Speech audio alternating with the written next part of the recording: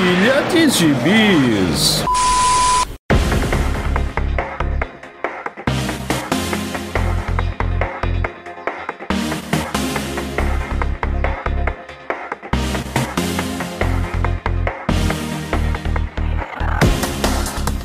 E aí, jagunçada, bem-vindos a mais uma edição do Pilha de Bis, o seu podcast semanal do site Arte Final. Acesse lá www.artefinalhq.com.br para todas as edições do Pilha de Bis, dos Sete Jagunços, do Omniverse e do A Pilha do Aranha. Nós estamos em todas as redes sociais, é só procurar por @artefinalhq no Twitter, no Instagram e no YouTube. E nós estamos também no Deezer, no Spotify, no iTunes, no Google Podcasts e no seu agregador de podcasts favorito. Procura lá que todos os nossos episódios estarão disponíveis para você. Eu sou o Marcos e neste podcast sensacional, comemorativo, o Pilha de Gibis 250, estão comigo Maurício Dantas. Num estado de incerteza quântica, né? Sem saber ainda no momento da gravação deste podcast se o bem venceu ou não ontem. Pois é, isso é uma coisa que espero que estejamos comemorando duplamente. Está também aqui Joel Moraes. Eu aposto que o monarca é da família Orleans e Bragança. E André Facas. Olha, em pleno 2022, vocês fazendo piada, subentendendo-se de futebol, ano de tecnologia, conhece o Elon Musk? Ele tá fazendo um foguete. E você aí com essas piadinhas, cara, que isso? Deixa o pessoal curtir à vontade e vai Corinthians. Bota a musiquinha aí, Marcos, agora do final do Toguro. E sim, amigos, é isso. Estamos duplamente felizes, se Jack Kirby permitir, né? Estamos gravando obviamente, antes das eleições, mas espero que o resultado tenha sido o único resultado possível, né? Para continuarmos com a nossa sanidade. E se não for, acabou-se tudo, mas não quero pensar nisso. Então, mas também estamos comemorando, porque finalmente chegamos ao Pilha de Bis 250. Olha aí, festa, parabéns, aquelas coisas todas. É mais um número que sobe, mais uma idade que se aproxima e mais um cabelo branco na cabeça do Maurício. Sim, e menos um na cabeça do Dão, né? Coitado do Dão. Dãozinho não está participando hoje porque eu decidi banir carecas do podcast hoje. Não, porque... preconceito, cara. Pleno 2022, cara. Ano da tecnologia. Ano da Copa Olha do aí. Mundo. Ano da Mas Copa do Mundo. o Dão é quase um bebê, né? Careca, ascendente. Pequeno, né? Indefeso. Enrugado. Enrugado. Mas eu consegui realizar um sonho como podcaster, desde o primeiro Sete Jagunços, eu tenho vontade de gravar sobre essa série, que você obviamente já sabe qual é, porque você viu a vitrine deste podcast, e se também você escutou o último podcast, teve ali um grande spoiler dado por Joel Moraes, sobre qual seria o programa, e sim, vamos falar de Armagedon 2001, um clássico ali do início dos anos 90, né, naquela época que a DC fazia mega sagas todo ano, não que isso tenha mudado muito, mas isso era uma regra, né, era mega sagas envolvendo as edições anuais dos títulos da DC, né, eles normalmente não faziam uma minissérie nem nada disso, eles lançavam essas mega sagas aproveitando as edições anuais. E essa é uma saga que, pelo menos para mim, ficou bem nostálgica. Eu lembro que aqui saiu naquela minissérie em 8 edições pela editora Abril. E além de tudo isso, além de ser bem nostálgica, mexe com realidade alternativa, né? Que é uma coisa assim que toca no meu coraçãozinho nerd, Maurício Dantas. Eu adoro a realidade alternativa também. Agora eu lamento só que nessa época aí tinha muita saga de anual, né? Uma moda aí que se estendeu pelos anos 90. Eram os Summer Events, né? Isso. É uma forma de deixar as mensais em paz, né? E ao mesmo tempo fazer sempre esses eventinhos aí e justificar também os anuais. O que eu achava ruim é que geralmente eram muito mal desenhadas, né?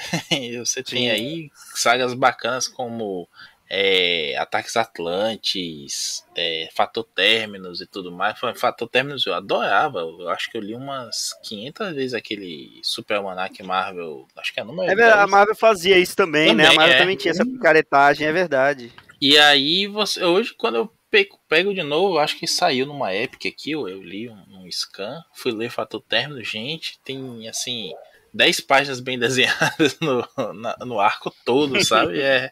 É muita inocência da gente e muita nostalgia pra gente consumir isso hoje. Aqui em Armagedon 2001 a gente ainda encontra, né, diversificado, tem coisa ruim, tem coisa boa também, mas principalmente naquela época que acharam os desenhistas filipinos, né? Os filipinos foram os brasileiros antes dos brasileiros aparecerem nos Estados Unidos, porque os caras desenhavam rápido e desenhavam bem. Só que chegou uma hora que DC e Marvel já estavam raspando o tacho.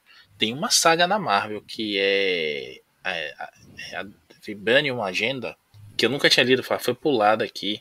Eu fui ler numa Epic Collection do Homem-Aranha, que, nossa senhora, não tem um personagem que tenha o mesmo rosto em 2 quadros seguidos, assim. Ele olhando de frente em 2 quadros seguidos parece 2 personagens diferentes. E o texto não ajuda, porque os caras fazem aquele evento de verão obrigatório, né? Tipo, pra fazer o quê? Pegar um Maurício, já que tu tá falando de coisas assim obscuras, qual é o nome daquela saga? Que era com os Steps.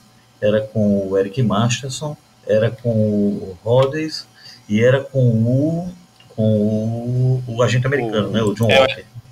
Como é o nome dessa saga? Tu lembra? Tem uma saga dos anos 90 que é só com eles três. É um evento. The Leftovers. The Leftovers. Os restos, né? As sobras. Mas um abraço ao pessoal do MBB aí, aqui. Deixa eu ver. Todo mundo é ex-MBBista aqui, né? Só o Joel que ainda é MBBista no coração. Pois é. Pô, meus pêsames, viu, cara? Eterno. Meus pêsames, cara. Você tem que saber a hora de parar, cara. Não dá, não. Não lembro o nome dessa saga, Maurício. Eu sei que tem uma saga que é bem obscura também com eles. É igual aquela Imperador Destino, né? Tem um Imperador Destino também que é com os Vingadores. Enfim, coisas obscuras. Mas Sim. Armagedon 2001. Eu vou dizer até o final do programa o nome dessa saga aí.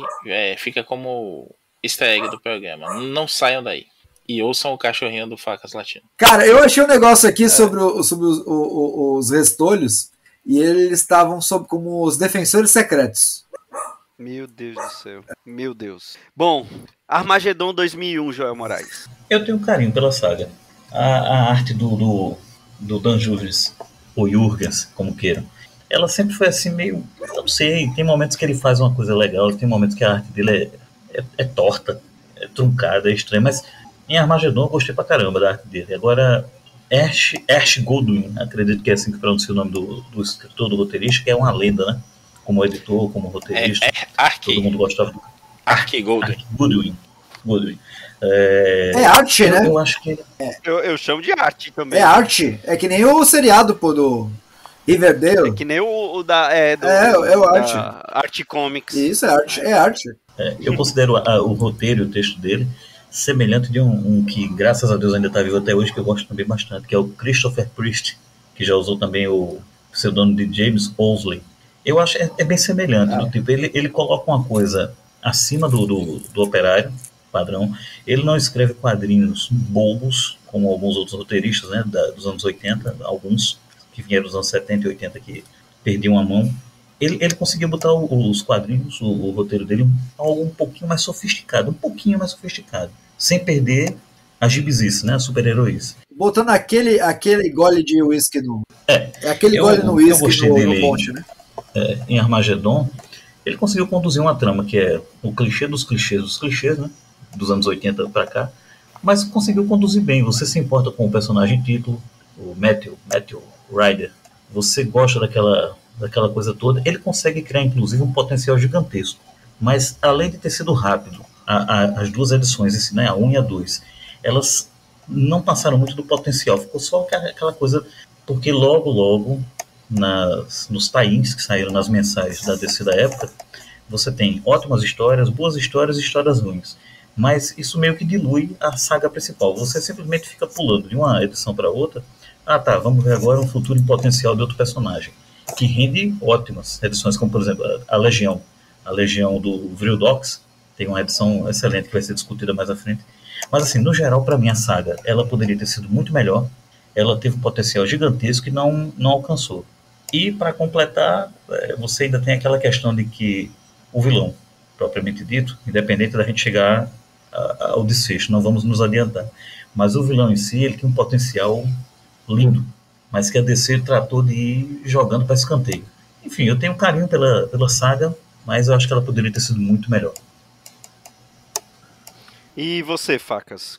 Quais suas lembranças de quando você acompanhava ali Armagedon 2001? Você chegou a acompanhar pela Abril? Você lembra de comprar na banca? Você comprou naquele pacote, como é que era o nome? Pacote juvenil. Super-herói. Pacote juvenil. Pacote juvenil.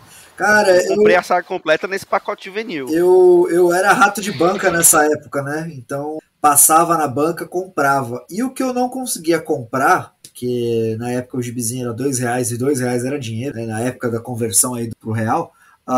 Aqui em Santos a gente tinha, ainda tem, né? Graças a Deus, a Gibiteca Municipal, né? Que fica no Jardim da Praia.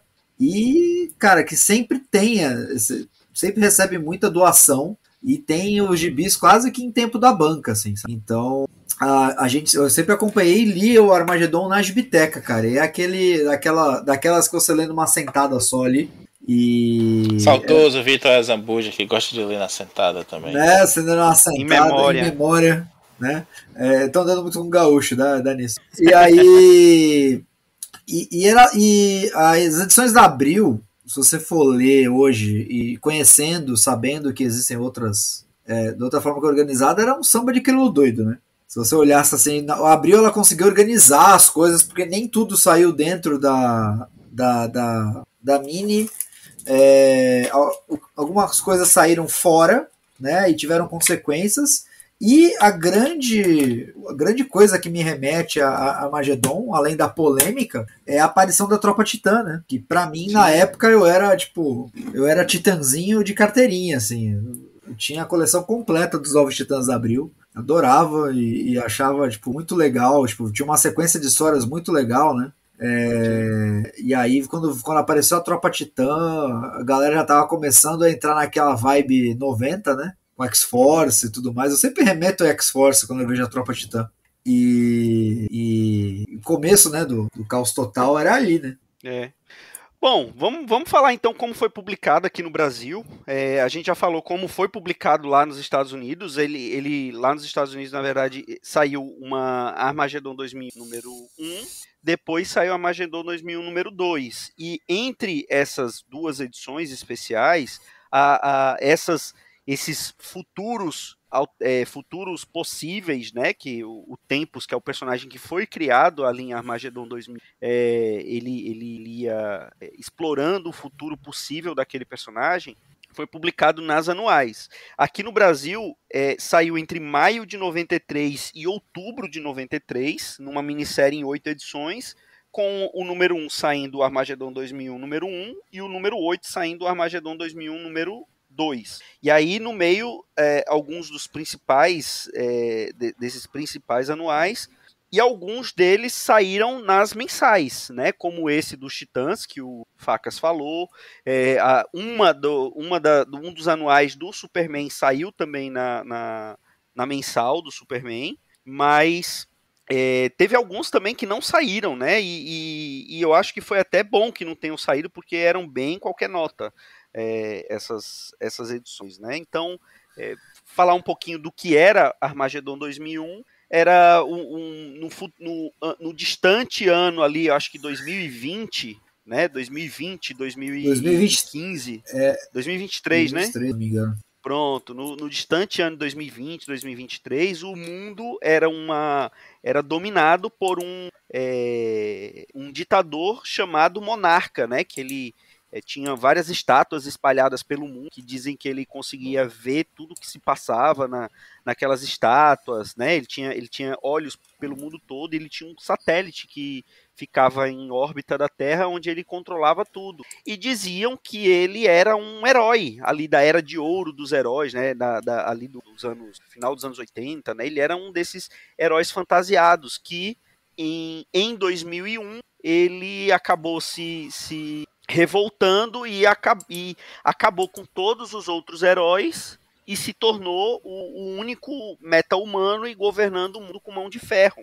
Então, a premissa básica é essa. E o Matthew Ryder, ele era um cientista que estava trabalhando também com experiências com o tempo, e ele, até uma coisa que eu não lembrava, corrigindo né, aqui, ó, ele usa... Corrigindo aqui, rapidamente. 2030.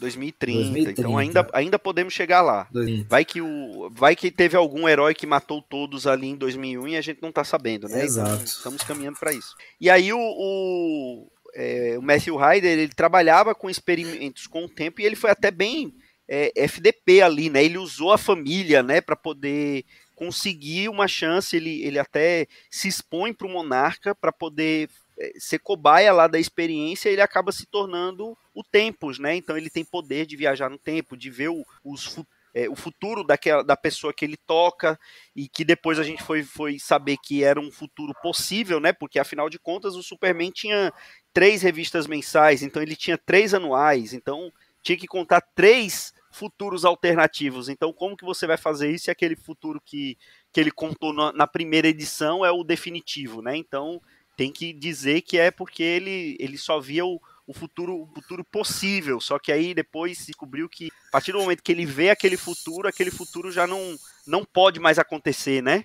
E nisso ele volta. A única pista que ele tinha era que isso tinha acontecido em 2001 e que era um herói. Então ele volta no tempo até ali o começo dos anos 90 e começa a investigar todos os heróis, né? Tocar, alguns ele se revela, outros não, ele simplesmente toca e vai vendo os futuros possíveis, e são essas as histórias que saem nos anuais, né? Então, vocês como são acho que uns 18 anuais, então pra gente falar um por um vai ficar, apesar de ser um podcast comemorativo... Não, são 12, são 12 só, né? São 12, então a gente pode... Então acho que talvez valha a pena a gente falar, 12. Né? São 12, de um por um, são 12, são 12 só. O evento, o Armagedon 2001, ele tem 14 partes, né? Contando que você tem o Armagedon 1 e 2, que é o começo e o fim da saga, né? Então... porque depois teve um Aftermath, né? Que saiu na mensal. Teve a Alien Agenda, que a gente vai falar mais na frente, mas na verdade não vale nem a pena falar muito mais lá na frente. E tem o Armagedon Inferno, que usou só o nome Armagedon e o Tempus, né? Porque aí não tem mais muita coisa a ver com a saga em si, mas que teve uma consequência importantíssima para o universo DC na época. Mesmo o Alien Agenda ele teve, né? Ele mostra uma coisa que depois vai virar meio que carne de vaca de um personagem. É a primeira vez que usam isso. Que tá lá, mas porque a linha agenda é muito muito ruim, mas ele acaba sendo referenciado mais pra frente em 0 hora. Sim. Em 0 hora. Então vamos lá, vamos começar. Vamos começar com o Superman Anual número 3, que saiu aqui em Armagedon 2001 número 2, que pra mim é um futuro possível do Super-Homem. E pra mim dos 3 que passa do Super-Homem, pra mim esse daqui é o melhor. Que vocês acham? O que você acha, Maurício?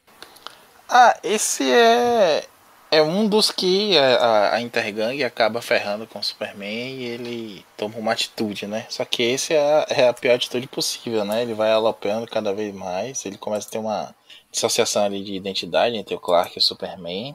O pai morre, né? Nesse e no outro do Action Comics, o pai dele morre também. Action Comics não, da Superman também. Não, esse aqui é o anual do Superman. Pode ser do Man of Steel. Do Man of Steel, Não, esse é o primeiro que ele não consegue impedir a Intergang. Isso, a Intergang acaba matando a Lois, acaba destruindo Metrópolis. E aí ele quer acabar com todo o arsenal nuclear do mundo, né? E aí ele faz uma mudança de uniforme, ele bota uma gola alta e luva. Uau! Não, ele, Não, e Revolucionário. a capa tem uma presilhazinha ali pra prender, né? Ela... A correntinha, né? E a presilha no peito. é um estilo Capitão Marvel. Isso. Essa é legal, assim, porque é quase que um protótipo de injustiça, né? O Superman lutando contra os outros heróis. E É um de Reino do próprio Amanhã. injustiça, é verdade. Ele Reino do acaba- Amanhã também. É um Isso. pouco, né? Porque ele Não, no porque reino Reino do Amanhã- não chega a ficar. Cara, na real, mas você sabe que isso aí é o plot reaproveitado de Superman em busca da paz, né? Também, O Super-Homem contra armas nucleares, a primeira vez foi Superman em busca da paz, Superman 4. Isso da morte da Lois E causar uma pra mim essa reação daqui é a extrema dele. melhor. Que no caso é. Sim, esse sim, ponto sim. é o que é semelhante com Reino do Amanhã, com Injustiça e outros, que é mata a Lois e ele despiroca. Não, mas na verdade eu acho que o ponto mais carne de vaca desse aí é colocar o Batman contra o Superman, né, cara? Ah, sim. Cheio de referência a Cavaleiro das Trevas, né? É verdade, ainda tem isso. Entendeu? Só que é aquela posição inversa, né? Em Cavaleiro das Trevas, era o Superman que estava indo impedir o Batman a pedido do presidente. Uhum. E era justamente o contrário, né? O presidente era o filho da mãe, mas realmente o Superman estava fora de controle, né? É engraçado porque essa cena em especial ela é referenciada na primeira edição da Mini, né? Do começo da saga. Eles começam, o Matt Rider começa a lembrar da época dos heróis e a primeira coisa que aparece é o Superman e o Batman eles se enfrentando. E aí até porque é do Jurgens também. O Jurgens estava envolvido nas duas, É, né? é, Ele escreve. O Jurgens desenha lá e escreve essa aqui. Então, não, mas é muito referencial porque eles estão visualmente muito parecidos com o Cavaleiro das Trevas, né? Sim. E só que o Batman de armadura, né? Exato, mas é uma referência na verdade a essa história. A própria cena, né, que o Super tá pousando no beco do crime, parece que é a cena de Cavaleiro das Trevas, mas vista por outro ângulo. Por outro ângulo. E só que no começo da Mini, eu tive um rebote de Batman vs Superman aqui, porque aparece a Mulher Maravilha separando os dois, tal, tipo, o que não acontece na história do Superman anual, né? Porque aqui o que acontece, o Superman ele quando estoura a bomba nuclear lá em Metrópolis, aí ele fica naquela de acabar com todo o arsenal nuclear do mundo, e numa dessas ele vai ele acaba fundando um submarino nuclear americano, só que alguns marinheiros acabam morrendo, né? Ele tá tão seguro de si que ele fez a coisa certa que ele não se tocou que algumas partes, por ser um submarino nuclear, tinha chumbo. E ele não viu todo mundo, ele não deu tempo de todo mundo evacuar o submarino para poder afundá-lo, né? Então acaba morrendo. E ele também causa a morte involuntária do Ajax, né? Do Caçador de Marte. Que aqui ele já tinha superado o problema dele com fogo, mas ele tem um ataque cardíaco, né? Quando ele vê uma floresta queimando ao redor dele, né?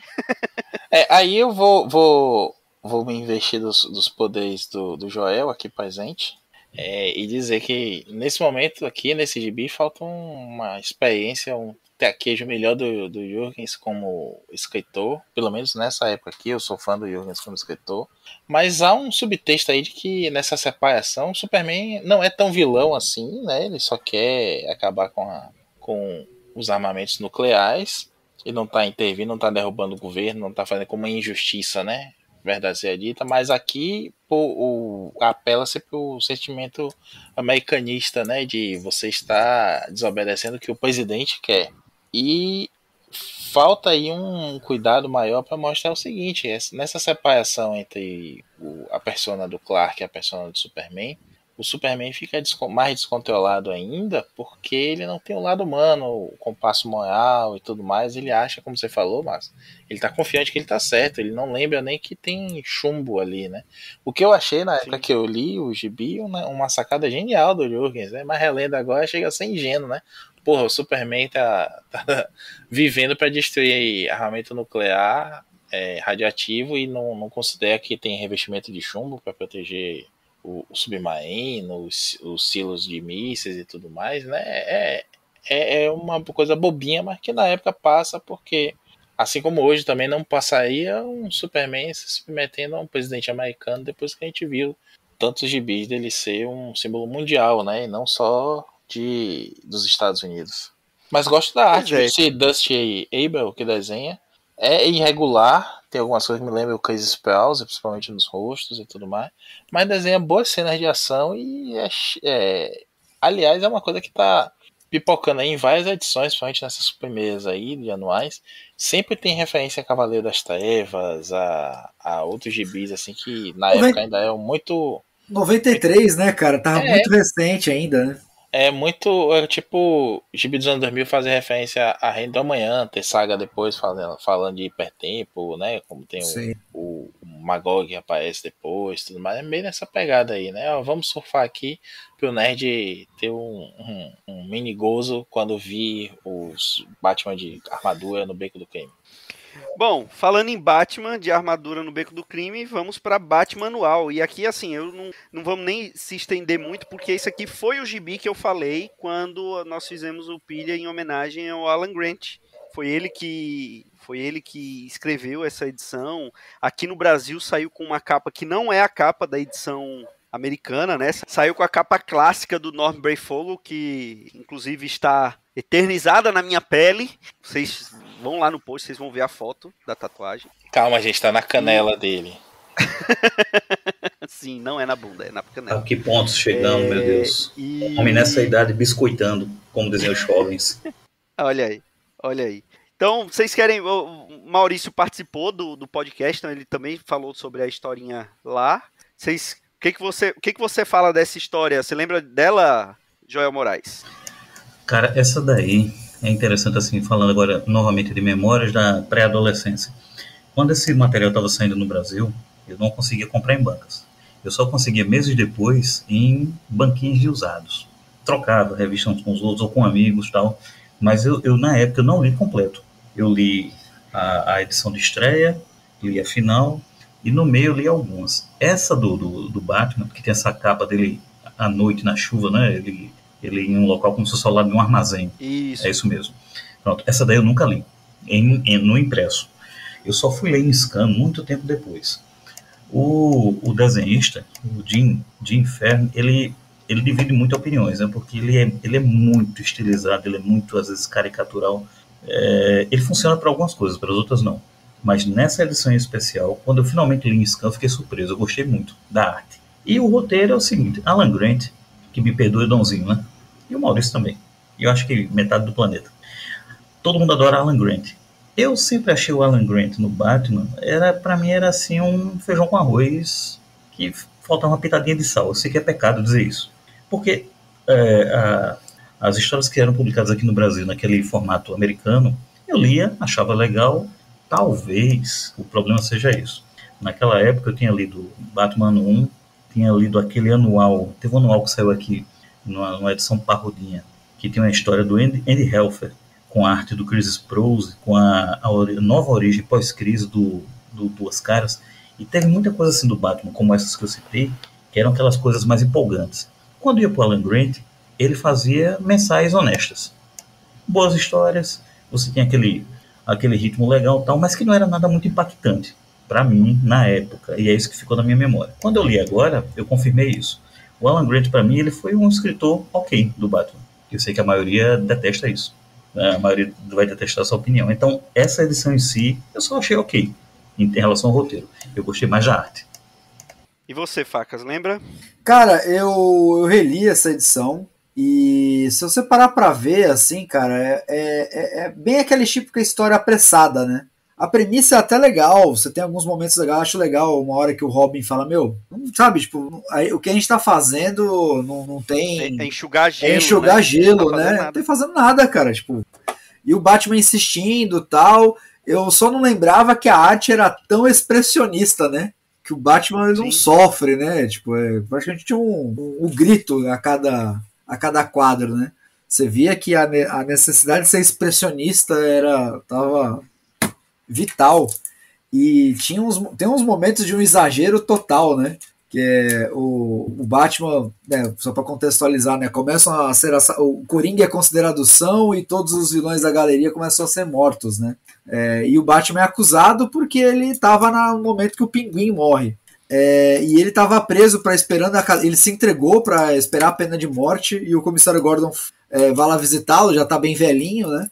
E a Sarah Essen fala para ele assim: Jim, cuidado com seu coração. E ele responde: meu coração está lá naquela jaula com o melhor homem que eu conheci na minha vida. Rolou algo aí, hein? Rolou algo aí mesmo. O negócio foi, cara, realmente o cara estava emocionadíssimo quando escreveu essa edição, porque toda a edição é de uma emoção assim extravasando. Parece que a novela foi escrita por Iris Abravanel. Bom, seguindo, chegamos na primeira edição que eu acho que não foi publicada aqui. Peraí, Marcos. Eu tenho direito de resposta aqui. Ah, então tá. Porque o Joel vai elogiar o de Inferno desse jeito e criticar o Alan Grant desse jeito só pode ser deboche. Ele está rindo agora aí com o microfone no mudo da minha cara, dizendo, alisando assim, alisando uma boca assim, porque... Além de rindo, estou dedilhando os dedinhos assim, mão a mão, os dedinhos batendo. Exatamente, tudo sai conforme você planejou, né? Eu caí na sua isca, porque... não vou dizer que o Alan Grant é genial, não disse isso nem quando ele morreu, porque depois o cara morre e vira santo, né? Mas eu acho que ele é um escritor ok, sim, Joel, mas ele tinha aquela pegada da 2000 AD de fazer histórias com uma mensagem, né? Alguma coisa que deixava a gente pensando que não é só a pancadaria de sempre, tinha as pancadarias, histórias divertidas, mas ele também conseguia fazer histórias que marcam a gente, né? Esse é um outro gibi que tem referência também a Cavaleiro das Trevas, né? Que é o Coringa ficando são e não ficando são de verdade. No Cavaleiro das Trevas ele vai a um talk show, aqui ele tem um talk show. Tem várias coisinhas assim paralelas. Não é uma história dessa que vai ter uma mensagem, como eu falei assim, mas, por exemplo, até recentemente eu postei no Instagram uma história sobre a violência urbana, né? Essa espetacularização da violência e tudo mais, e o cara sabia fazer isso sem ser textão, sem ser palestrinha, panfletário demais, palestrinha, isso. E serve a história, traz uma mensagem, e é uma coisa que, assim, eu hoje adoraria mostrar para meus sobrinhos, para meus netos, uma história dessa que faz você pensar mesmo numa coisa legal. Até você mostrar para outra pessoa que acha que é só pancadaria, gibizinho. Beleza, hoje não é tão mais assim, mas na época que a gente leu esse gibizinho aqui em formatinho, tô dizendo, só tem besteira. Pô, mas leio isso aqui, né? É uma redação de colégio, só faltou jogar a culpa no Estado no final. É verdade. Mas é bacana, e pra época, então, ter esse tipo de pensamento é muito mais da cultura do gibi inglês, né? Da 2000 AD, Marvel UK e tudo mais, do que o que a gente via na média do gibi americano. Então, acho que nesse ponto ele destacava, assim. E o de Inferno eu não acho tenebroso, não. Eu tinha lembrança, inclusive, que é ele que desenhava a magia do inferno, mas eu vi aqui que é o Luke McDonnell, que é outro cara que é pior ainda do que ele. E o Batman dele só tá com a virilha assada, né? Porque ele tá sempre com essas reações assim exacerbadas. Ele tá exatamente muito. O texto é bom, assim, a história é bacana, mas a arte parece que, cara, tá muito, muito exagerado. Aliás, o Alan Grant vale lembrar, cara, que uma das fases mais divertidas do Batman eram as 3 mensais, era ele, o Doug Mont e o falecido Chuck Dixon, né? Sim, fase sensacional. Acho que nem Joel consegue criticar isso. Consegue, Joel? Peraí, falecido? Faleceu, porque vai pro Comic Gate, é falecido, né, cara? Morreu. Ele é Comic Gate? Eu sabia que ele era de direita, mas Comic Gate? Não, ele não é de direita, não. Rola essa confusão aí, mas o Dixon foi um cara antitrumpista forte aí no Twitter. Pois é, que eu saiba, ele é Comic Gator, sério? Não, ele não é Comic Gator, não. Eu vejo uma galera confundindo aí, mas Gator ele não é, não. Com certeza ele não é. Ele se envolveu nessa galera no começo. Ele é conservador, né? De direita. Né? Conservador, armamentista e tudo mais, mas ele é anti-Trump, ele não se meteu, ele se meteu no começo, sim, até com o Ethan Van Schitt, e tudo mais, mas ele viu a merda que ele tava se metendo lá e caiu fora. E hoje você vê ele dialoga muito bem com os caras todos, os quadrinistas todos mais de esquerda lá dos Estados Unidos. Então esquerda lá, né? Mas então, muito bem, porque fez bem de sair, porque o último contato que eu tive dele era ele andando com Eita Mansível, né? Então já declarei ele morto. Ressuscite ele. Então eu vou ter que fazer um trabalho de ressuscitação. Vamos para a próxima, que eu acho que essa daqui não saiu aqui no Brasil, pelo menos não saiu na Mini, e eu tava tentando olhar aqui na mensal da Liga, também não saiu, que é da Liga da Justiça da América, né? Que aqui já não era mais. Já era Justice League América, né? Tinha voltado a ser América, não era internacional. É a famosa liguinha. É a famosa liguinha, que aqui já não era mais tão liguinha, né? Tão liguinha no sentido de ser engraçadinha, mas essa edição é uma das primeiras edições que é mais nessa pegada de humor, né? Porque aí o Tempus ele se disfarça de Capitão Átomo, e isso vai ser importante lá na frente, né? Que a gente vai falar da resolução da série. E ele começa a investigar os heróis da Liga da Justiça América, né? Então, o Max Lord, ele tá aqui entre a vida e a morte nessa época da mensal, e eles começam a investigar. E aí tem algumas tiradas assim ótimas, né? O Oberon pedindo a Fogo em casamento, e a Fogo quebrando o pau com o Guy Gardner no casamento. Tem umas coisas bem interessantes aqui, né, Maurício? Esse gibi é divertidíssimo, né? É a fase mais legal aí da liguinha, eu acho, e tem E desenhada pelos Jurgens, né? Isso seria que lá na frente ia assumir a liga na época da morte do Superman. Essa daqui é desenhada pelo Dan Jurgens. Não, e o melhor de um dos desenhistas, né? Um dos desenhistas, na verdade. Um deles. São vários. E o que eu acho mais legal é que o Giffen e o DeMatteis fazem um conjunto de futuros aí coeso, né? Na verdade, é um futuro só para todos eles, e cada um tem toda vez que ele toca em é a visão de um deles desse futuro. Exato. O besouro quebrado, né? Falido. O besouro basicamente se torna Vitor Azambuja. O secto do Guy Gardner, todo mundo de cabelo tigelinha, isso é saudoso. Não é, cara, todo mundo de cabelo tigelinha, maravilhoso. Todo mundo tem uma ode ao Guy Gardner, né, na história. Cara, assim, falar da liguinha, bem da liguinha, é chovendo molhado, cara. Os caras tiveram uma edição pra participar de um crossover que eles não teriam tanta participação assim, os caras fizeram uma história sensacional. É verdade, essa daqui. E é uma pena que não tenha saído aqui, né? E na época de Armagedon 2001, a mensal da Liga ainda era publicada, né? Sim. Poderia ter saído aqui. Cara, eu tava pesquisando aqui, se saiu agora nas republicações da Panini, também não saiu. Era uma coisa que eu tava em dúvida se tinha saído ou não, porque saía os anuais, né? Saíram os anuais nessa lendas, né? Mas não. E é curioso que não são só anuais, não, viu? Sabe, inclusive, edições daquela publicação Quarterly. Tinha Justice League International Quarterly, Justice League Special. Teve várias edições que saíram agora, né? Então, aqui eu consegui encontrar que o anual número 4 saiu, mas o 5 não. Então, especificamente essa história não.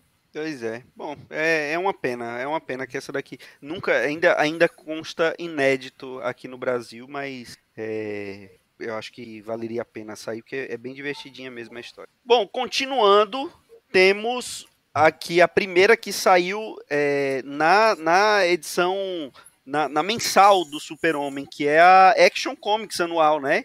Essa daqui é uma edição diferente do Superman, não acabou não acabou em tragédia, né? Não acabou em tragédia, mas aqui ele ao invés de tentar tomar as rédeas do mundo à mão de ferro, ele se torna presidente dos Estados Unidos, né, Facas? Isso, cara, que é a mesma coisa, né, se parar pra pensar. É verdade. Mas aqui,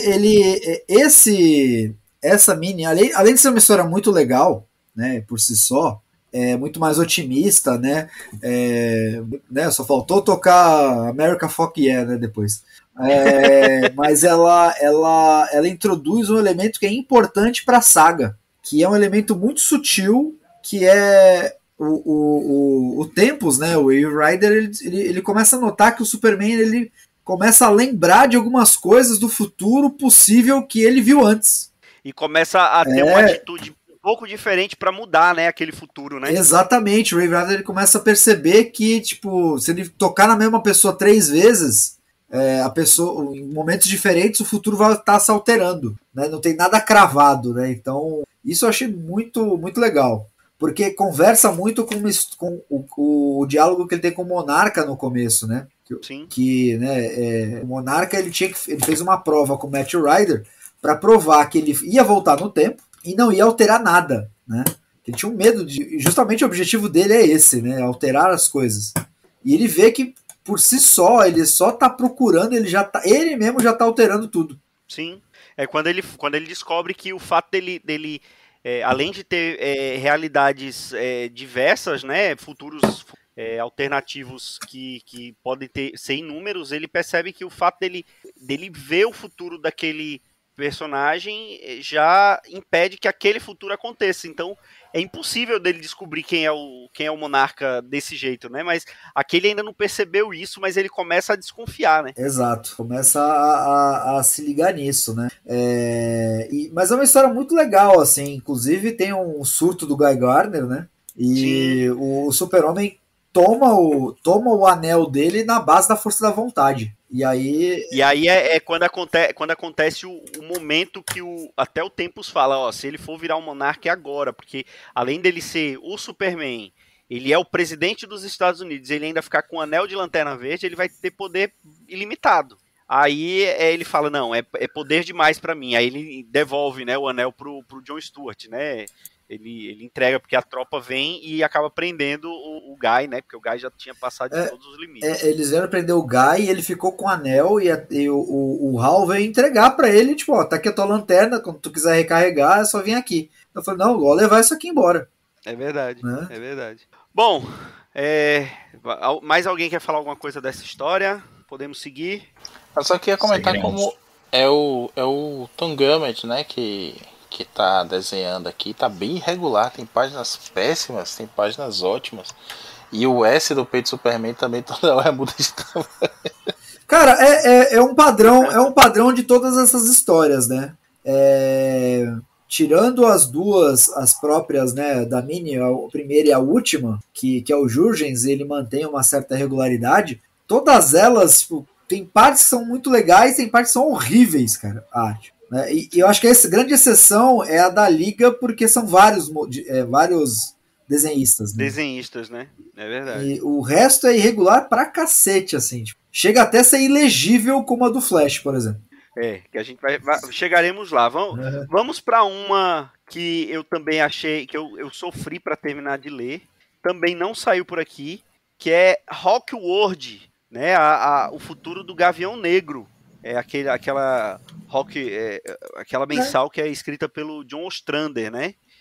Mundo Gavião. Mundo Gavião. Não saiu aqui no Brasil. Eu acho que DC 2000 já não era mais publicada, então não saiu aqui no Brasil. Você leu agora, não foi, Maurício? Li e realmente não... É difícil porque não encaixa com quase nada que está acontecendo no resto do universo DC ali. É uma história contida, né? Assim, contém um pedaço muito grande que não tem a ver com Armageddon 2001. E aí o Tempus aparece.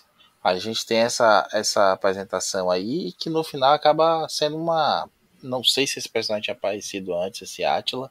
A gente vai ver aí, né, um futuro em que o Gavião Catarro, né, o Tanagayano, se aposentou. Ele é casado com uma candidata à presidência dos Estados Unidos e ele é lobista. Um negócio bem estranho, assim, né? E a Shayera continua como Mulher Gavião e tem um bar. E sei lá, é uma história muito estranha que vai se descobrir lá que algumas tensões aí por conta dele ser um alienígena casado com a futura presidente. Aí ele resolve voltar a ser o Gavião e isso dispara dá um gatilho lá na filha de um vilão que ele teria matado. E ela reativa lá uma armadura tipo o Destruidor lá do Odin. E sai destruindo tudo. E aí... Nossa, que história ruim. Eu não sei se esse personagem já tinha aparecido na mensal. Eu nunca li esse Hakuo todo, além da primeira minissérie. Aparece, Joel? É um vilão dessa fase? Ou só apareceu aí mesmo, ficou aquele cliffhanger no final e nada? Até onde eu li em Rockwood, mesmo material importado, eu acho que eu devo ter lido até a 16, 17, ele nunca tinha aparecido. E eu também nunca pesquisei a respeito. Agora, sobre essa edição especial, além dela ser ruim, além dela ter uma arte horrível, imperdoável aquela arte, é o mesmo cara que desenhou outras edições da mensal do Gavião.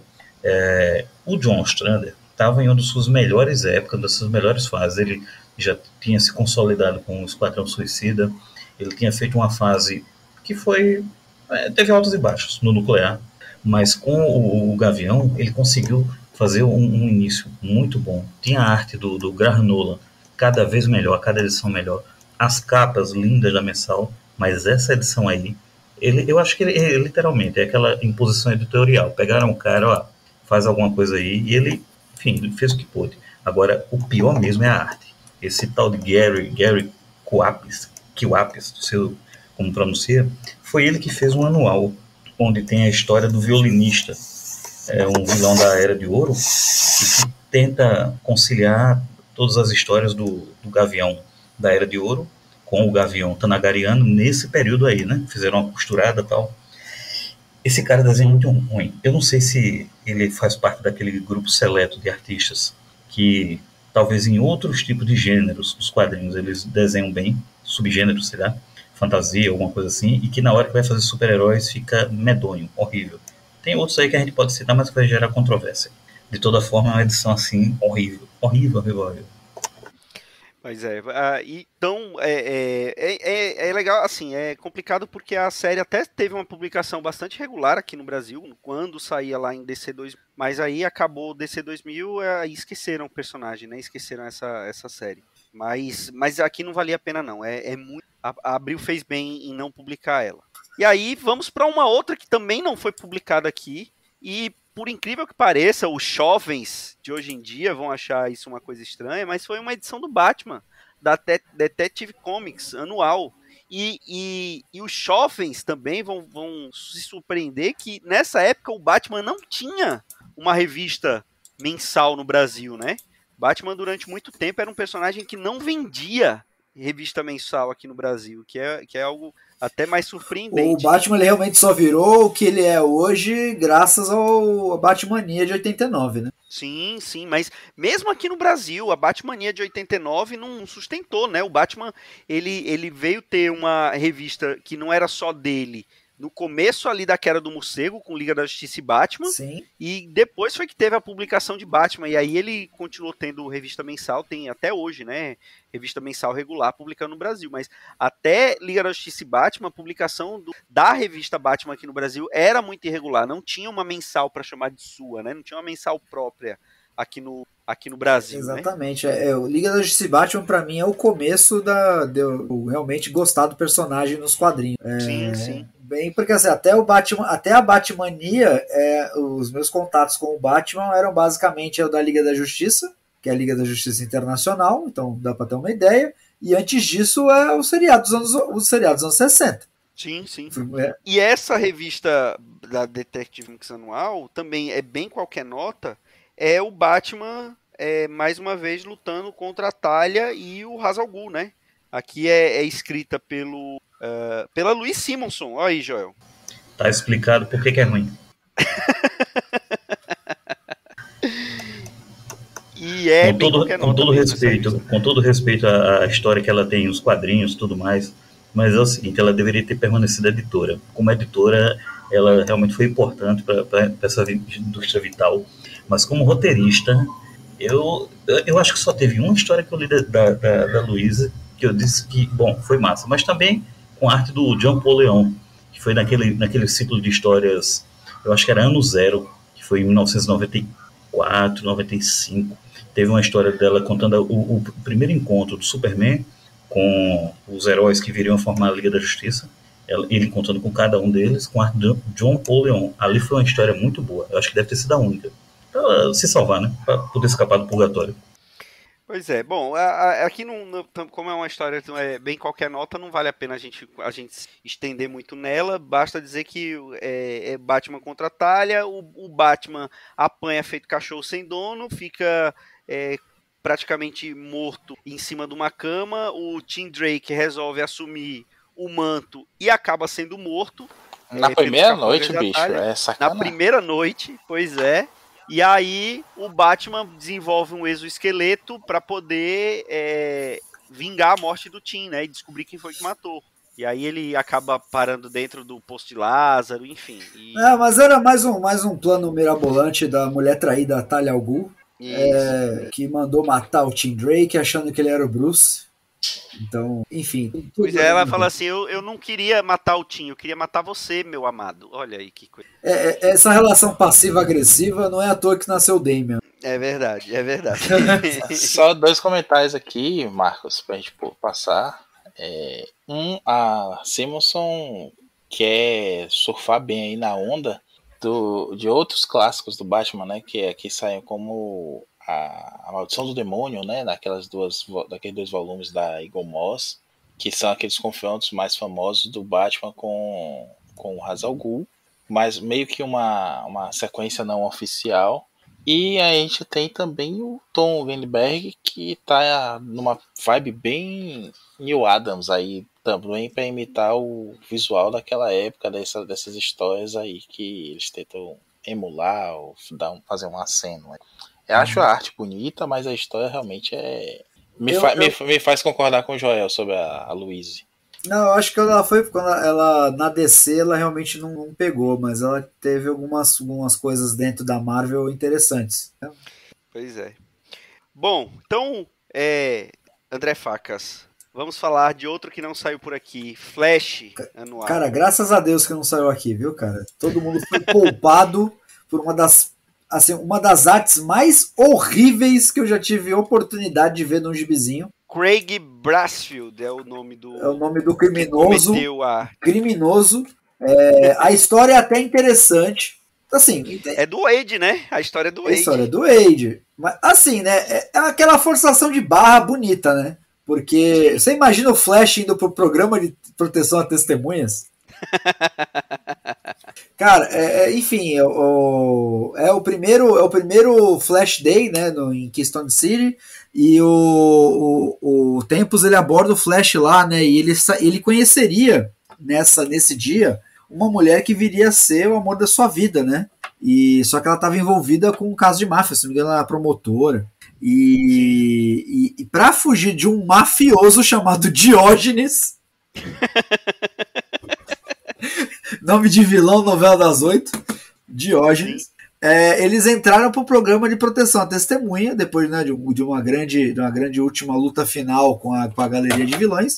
E o Flash ficou desaparecido, né, escondendo os poderes e tudo mais. É pai, só que ele tem que se revelar quando o filho dele sofre um acidente, né, e descobre os poderes também. E aí, cara, só que a premissa até interessante, assim, tipo, de você, né, da renúncia, de você voltar ativa, né, passar o bastão, mas é tudo tão mal desenhado, é tanta coisa tão corrida, assim, claramente o Wade nessa época ainda lutando para pagar as contas, porque ele conta a história de uma maneira apressada, ele ainda não é o Wade que vai fazer história no Flash, dá para ver na história dele como é que na narrativa dele, que ele ainda não é aquele Wade, ele tá vindo a se tornar aquele Wade. E cara, o desenho é horrível. Tu não sabe, tu não reconhece os personagens. Não, é horrível. E assim, agora tem uma coisa assim que você vê que é uma coisa. Você já vê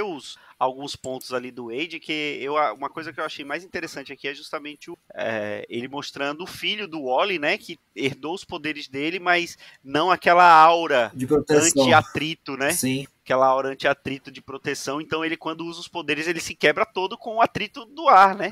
Eu acho isso, eu acho isso legal, eu achei isso bacana, né? Mas é realmente, os desenhos tiram todo o tesão de ler os gibi. Não, cara, Nesse período aí, se você for olhar, parece que a DC ela estava com alguma dificuldade, ou ela não estava querendo literalmente investir em artistas um pouco melhores e que cobrasse talvez mais. Só pode ser isso. É aquela síndrome de estagiário, né? Não, vamos tirar profissionais e botar estagiários. Por quê? Você pega a mensal dos Titãs, por exemplo, no final, começo dos anos 90. Logo após ali, Caos Total, você tem desenhistas horríveis, medonhos, terríveis em Titãs. Você tem, pronto, o Terry Dodson. Terry Dodson em começo de carreira, na mensal mais à frente da Tropa Titã. Terry Dodson é medonho, é horrível. Você tem Flash, você tem em várias mensais especiais, você tem caras tenebrosos. Eu não sei o que se passava naquela época, não. Talvez alguém da indústria que vivia naquele momento ali no editorial, talvez já tenha até revelado o que se passou. Mas você pode ver que há, sim, por exemplo, a mensal, anos à frente, do Moel, que é Valor. Essa mensal ela tem desenhistas horríveis. A própria Legião mesmo tem alguns fill-ins do Pete Giffen no período do Five Year Gap, e são horríveis. A maior prova está aí, em Armagedon 2001. A saga foi prejudicada justamente por desenhistas horríveis, né, na maioria. Pois é. Vamos então agora para a próxima revista, que essa daqui eu faço questão de falar, porque a gente já falou um pouco, e é outra que me puxa bastante da nostalgia, que é a anual dos Novos Titãs. Que aqui ele inicia toda uma saga dos Novos Titãs, né? E aqui é uma forma de aproveitar a saga que está se passando para poder construir uma coisa nova, né? Na mensal dos Titãs, que vai estourar lá na frente. Aqui não saiu na minha, saiu na edição, na mensal dos Titãs, como o Facas falou, e aqui é escrita pelo Marv Wolfman, desenhada pelo Tom Greenberg, junto com aí tem a arte final do Alvey, Ian Akin, enfim. E aqui eles introduzem, na verdade, um novo vilão, que é o Lord Caos, né? E aqui tem a primeira aparição das tropas titãs, né? Aqui o Tempus ele vai atrás para ver o futuro do Asa Noturna, né? E aí aparece aquele Asa Noturna de mullets, né? De cabelo comprido, a Nova Terra, a Miragem, todos uns personagens que foram muito bem aproveitados depois, né? Inclusive esse Asa Noturna do futuro, né? Que ele depois aparece no presente. E aqui toca bastante para mim na nostalgia, porque eu acho que comecei a colecionar Novos Titãs a partir dessas histórias. Então, estava no meio de Titãs Hunt, né? Isso. Na história mensal. Aí, tanto é que depois que publica essa edição anual, acho que aqui saiu, como a revista dos Titãs era uma revista fininha, né? Eram menos páginas, eu acho que era 64 páginas, 62 páginas. Época de Fernando Collor.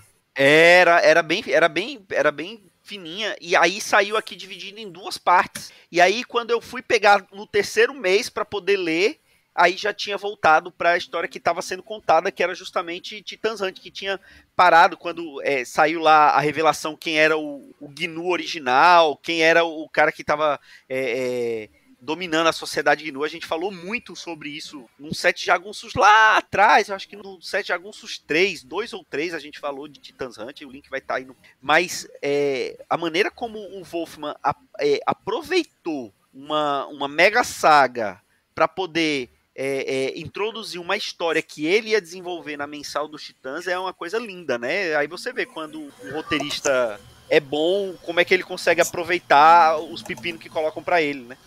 Eu acho que ele foi muito esperto nisso aí, né? Ele foi muito esperto. Ele provavelmente já estava com isso alinhado, né?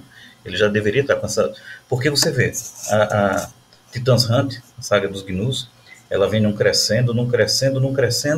Lá pelo meio, ela faz tanto sucesso que parece que prolongam além do que deveria. A sensação que dá é essa, de que eles estão prolongando. Coisa que nunca aconteceu, né? Nos quadrinhos, nunca aconteceu. Eles começam a prolongar demais, do tipo, vai mantendo. Quando ele revela tudo, a conclusão dessa parte do Titãs Hunt parece que deixa a desejar. Ficam uns buracos ali, umas barrigadas e tal.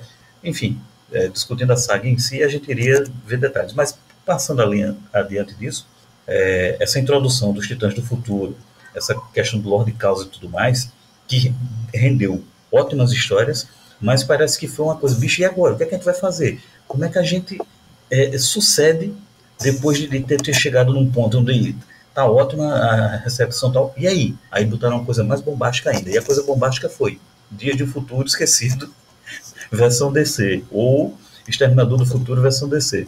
Volta para matar a Dona Troy e tal. Enfim, mas rendeu bem, porque foi muito bem escrito. Eu acho que o Wolfman já estava com isso engatilhado. Quando veio Armagedon 2001 e olha, conta alguma coisa do futuro, ele, opa, eu ia falar de futuro mesmo. E aí ele empurrou.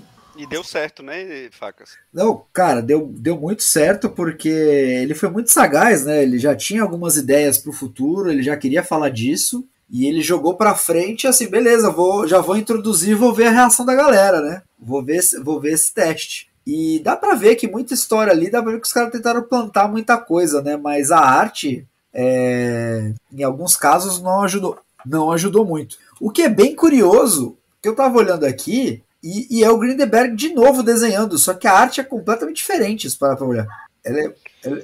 Sim, é verdade. Ela é muito mais vistosa, né? Eu tinha na minha memória, eu achava que era. Na minha cabeça era Jean Dursena que desenhava, né? Sim. E eu tava. E relendo, eu fiquei muito com essa impressão. Lembra muito o traço dela. E não é, cara. Tá lá no crédito que é de novo o Grindelberg. Que é curioso. Não, e você. A Jean Dursena tem um traço bem diferente. Eu acho que você confundiu mesmo pela nostalgia, Facas. E não, eu tenho não, já. Ela já tinha ela tem principalmente no começo da história ali, alguns takes que ela tem do Asa Noturna ali, eu tinha muito essa impressão de que e era curioso. É curioso que depois esse Asa Noturna do futuro vai aparecer. Acho que é Asa Letal, né? Tem um. Asa Mortal. Asa Mortal. Ele é o Deathwing, né? Ele vira o Deathwing. É porque ele fica ele é corrompido, maligno, né? Ele fica corrompido pela Ravena. Com mamilos de fora.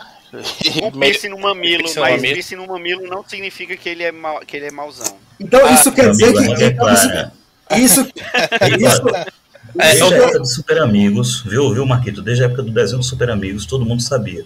Na época, o sinal de ser vilão é ter ao redor dos olhos a cor escura. E hoje em dia é ter piercing no mamilo. Que absurdo. Não, Marcos hoje tá fazendo aqui muita exposição da figura dele, né? Começou com a tatuagem na canela, agora é o piercing no mamilo. Daqui a pouco ele vai falar da circuncisão dele também. Ele é um desfrutável, né? Ele é um desfrutável. Mas você tem algum problema com pessoas circuncidadas, Maurício? De forma alguma, não tente me impingir preconceitos, até porque... Em pleno 2022, Maurício. Não ano da tecnologia. O Marquito se tornou um coroa espetaculoso, como diriam naquela novela. Eu só tô sendo contra aqui Marcos, que já é uma pessoa de mais idade, assim, né? Que precisa se compreender cabelos melhor. Brancos, cabelos brancos. Precisa se compreender melhor, né? Ele já é mais velho, assim, precisa dar um exemplo para mais jovens. O Marquito é aquele palhaço que todo mundo fala que vai descabelar, né? Que palhaço descabelar. A filha do Marquito no Jacintinho. Vixe Maria, não. Melhor não. Vamos Vai continuar. ter um pilha especial sobre isso. Marquito no Jacintinho, suas aventuras. Não faremos isso. Vamos continuar. Pela terceira vez, o Tempus insiste e vai atrás do Superman. E aqui saiu na mini também, que é a história dele com a Máxima, né? Que é aquela personagem que... Esse aqui foi criação... A Máxima foi criação do Jurgens ou Joel? Jorge Pérez, se eu não me engano, o Roger Stern. Foi logo depois do retorno dele do exílio no espaço. Pouco tempo, eu sei que era a arte do... Roger Stern, então, provavelmente. Né? A arte do Pérez, né? Nessa anual, a arte é do Brian Hitch. Brian Hitch. Aqui é Brian Hitch, mas ela é criada pelo Stern com pés mesmo. É isso aí, Roger Stern. E o Hitch, se você for olhar aí, ele tá naquela fase dele ainda... Com poucos pelos pubianos, tentando imitar o Alan Davis, né, de toda forma. O Hitch, vale aqui a contextualização, ele é discípulo, né, fã do Alan Davis, cresceu lendo, ele é inglês, cresceu lendo os gibis da Marvel UK, e tem muita influência ali desses caras da Marvel, que o próprio Alan Davis, o Paul Neary, que é conhecido por finalizar o Davis nos Estados Unidos, mas ele também desenhava muito lá na Inglaterra. E aí o Hit começa desenhando o gibi dos Transformers na Marvel UK, e que tinha histórias muito melhores do que a Marvel americana, inclusive acho que eu comentei isso no texto lá do Arte Final. E tanto que o Simon Furman é descoberto assim, né, escrevendo os gibis dos Transformers, e vai chamado pela Marvel americana para escrever lá para Mulher Hulk e outras coisas. Aí ele se faz, inclusive escrevendo o próprio gibi principal dos Transformers. Naquela época da invasão inglesa, né, Alan Moore e Dave Gibbons e tudo mais. E aqui ele tá mesmo bem pesado assim no traço do Alan Davis. Eu acho que inclusive a melhor fase dele, quando ele começa a alopear muito nas achuras, ele se perde e acaba perdendo também o tesão de desenhar, né? Essa edição que vocês estão falando aí, esse outro anual com a Máxima, é um que tinha uma capa na mensal publicada aqui no Brasil, na minha. Isso, ele mesmo. Eles num túmulo, ele abraçado beijando a Máxima no túmulo. Isso. É da Lois, não, túmulo. No túmulo da Lois. Isso aí. Que aquele uniforme... Eu lembro da história fraquinha. Quem escreve? Adivinha. Hã? A Lois Simpson. Adivinha? Você tá vendo? A memória não engana. Agora, assim, a premissa aqui é legal, né? Porque aqui o Superman também se lascou, né? Pra variar. Só que aqui foi de uma maneira diferente, né? Ele se casa com a Lois. Só que aí quando a Lois tá grávida dele, né? Que eles achavam até que isso nunca poderia acontecer. A Lois tá grávida. E aí no primeiro chute do bebê, do feto, a Lois morre de hemorragia, né? Bicho, não, é sério isso. Você não lembra disso, não? Bicho, isso é uma música do Amado Batista, do Fernando Mendes. Cara, essa é a no versão do hospital em Superman Metrópolis, na sala de cirurgia, pela vidraça eu via, você sofrendo a sopinha. Radioativo. Esse aqui é pré-esperma radioativo do Homem-Aranha, né? Meu Deus. Cara, eu sem palavras para essa ideia, mas é uma coisa que sempre foi comentado, né? Aquele texto famoso, Man of Steel, Woman of Kleenex. Não sei se vocês já leram. Não. Que o Super-Homem nunca poderia transar com uma mulher humana porque ele ia cortar ela ao meio com o jato de gozo dele. Ah, sim. Ainda tem isso, né, Marcos? O Garth Ennis aproveitou muito bem naquele clássico, aquela clássica história A Pro. É exatamente isso. Exatamente isso. Sim, é mais ou menos essa época esse texto aí, a primeira vez que ele apareceu.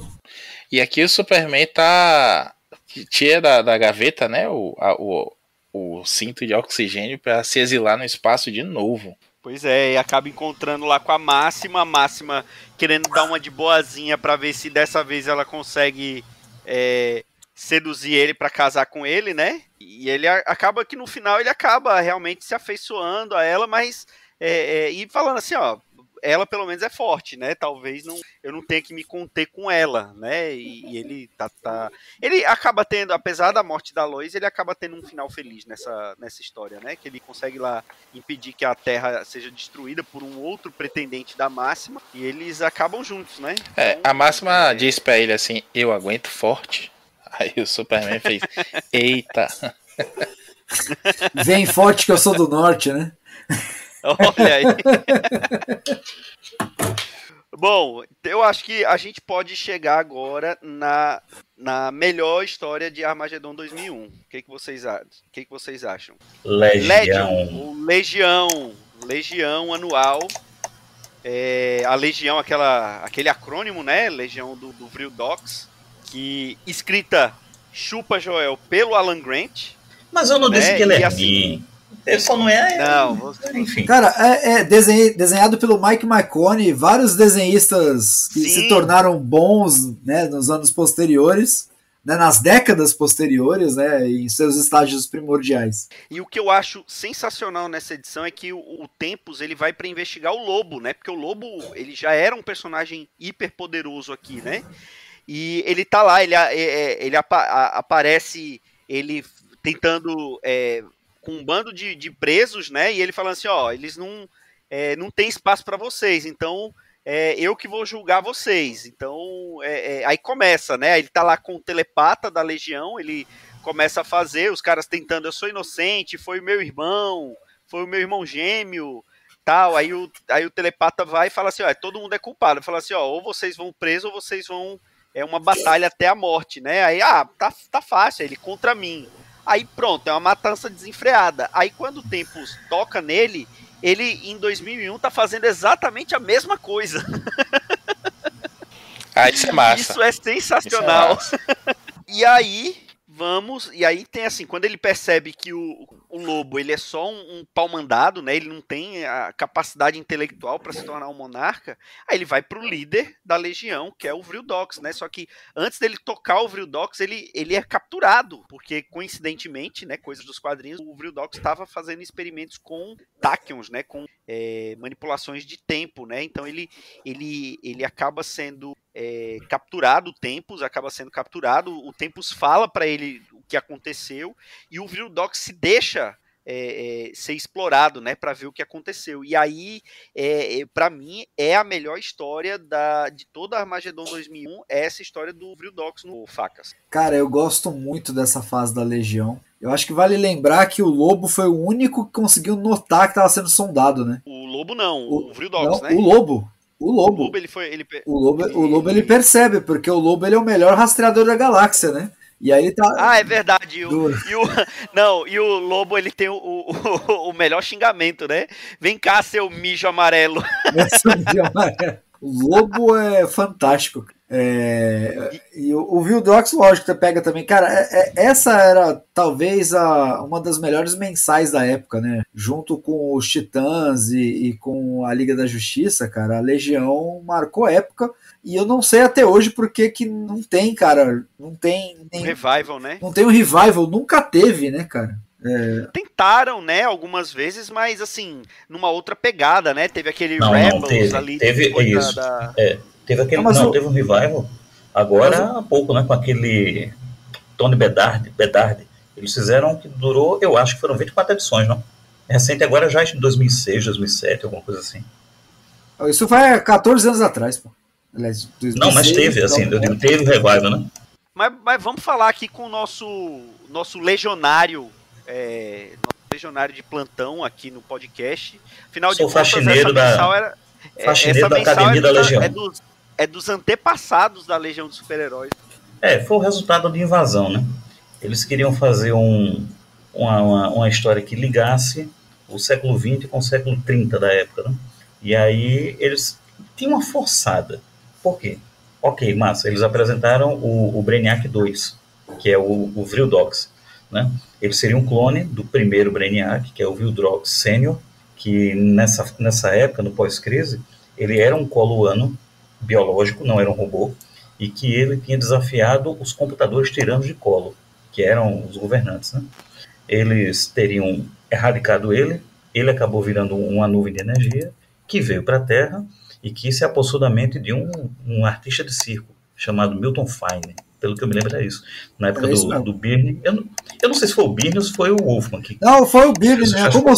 Como sempre, o Byrne cometendo essas atrocidades com os personagens. Aí o que acontece? Quem convidou esse cara, hein? Né? Eles criaram essa história do Vrildox 2, que ele era um clone que tinha sido tratado como filho e ajudante pelo original, mas que era muito maltratado e acabou ficando meio sociopata da vida. Ele se recusou a participar do projeto que era a Aliança Alienígena, que invadiu a Terra, e aí os coluanos se livraram dele, que ele era um transtorno. Ele foi para a Masmorra Estelar, se não me engano o nome era esse. Na fuga, ele vai, reúne um grupo, e que aí é que está um pouco forçada, meio, enfim, mais perdoável.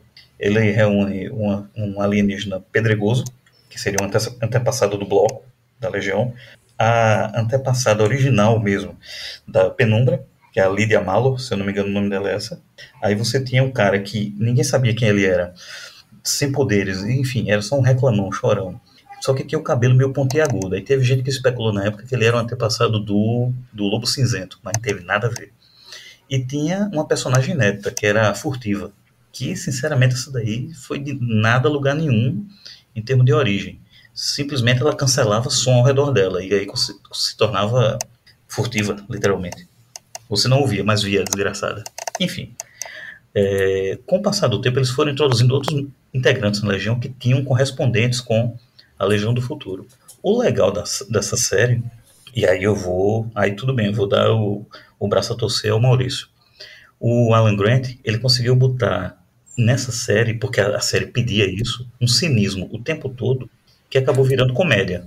Virou uma coisa assim, era um humor literalmente britânico, né? Aquela coisa do cinismo o tempo todo, ninguém confiava em ninguém. O Lobo era uma figura tão atroz, tão nojenta e cebosa, quanto engraçada também. Era uma série realmente que fez muito sucesso aqui. Eu lembro que quem colecionava na época acompanhava fielmente na DC 2000, porque era muito boa a série. Realmente era. E mais à frente é que teve uma ligação mais estreita com a Legião do Futuro, quando a Fase entrou no grupo, que na verdade ela era a etérea, né, da Legião. Enfim, me alonguei. E você, Maurício Dantas, o que você acha dessa edição? Primeiro que eu também sou fã dessa legião aí dos pontinhos, né? Do acrônimo. Eu acho divertidíssimo, acompanhei toda. Uma parte pela DC 2000, peguei emprestada de um amigo. Peguei emprestada não, porque esse amigo era muito ciumento com seus gibis. Eu ia na casa dele ler. E anos depois eu fui ler ela toda também por scans, né? Qualidade melhor e sem cortes que a gente via sempre. Eu era apaixonado pela Fase, achava uma puta personagem. E ela tem uma virada muito legal na série adiante aí. Aqui ela ainda não tá nessa fase de virada, mas é divertidíssima mesmo. E a gente vê a bela sacada que o Alan Grant tem aqui, amarrando o final da história, né? Porque o Vidox consegue ver também esse futuro e percebe que não tá certo, né? Precisa mudar. Ele muda o futuro, é mais uma mudança de futuro aí da história. E diferente do que a gente viu naquela história do Flash, né? Porque no último quadro a gente percebe que o Flash acaba não ouvindo aquela mulher que vai encontrar com ele para ir dar os documentos lá, para ele descobrir a maracutaia toda e salvar a vida dela. Ela é levada embora por alguém, aparentemente do esquema, né? E provavelmente ela morreu, ela foi assassinada pela galera ali, né? Mas que bom, hoje nós temos o Wally West, depois de idas e vidas do Dan Didio. Ele não está casado no programa de proteção de testemunha. E aqui a Legião foi pro saco, né? Essa Legião vai pro saco depois por conta das merdas do Verdox. Volta como Rebels e tudo mais. Eu acho bacana algumas utilizações posteriores. Depois ainda vira meio que uma Tropas de Lanterna Verde de aluguel. Com só o Verdox fica, todos os outros saem e ele cuida. Ele tem uns robôs, né? Que é meio que uns Brainiac beta. E ele policia o espaço. Eu acho que, se não me engano, isso aparece no gibi dos Omega Man do Tonho Rei. Ou é no gibi dos 952. Minto. Na época da Maxi 652, não? Eu sei que em Crise Infinita ele aparece assim, né? Isso, Crise Infinita, nessa época. E na 52 também, né? Na 652 que vem depois. Na Crise Infinita eu sei que naquele... Né? Ele vem do... Naquela saga Hanta Nagawa. Isso, ele aparece. Ele aparece.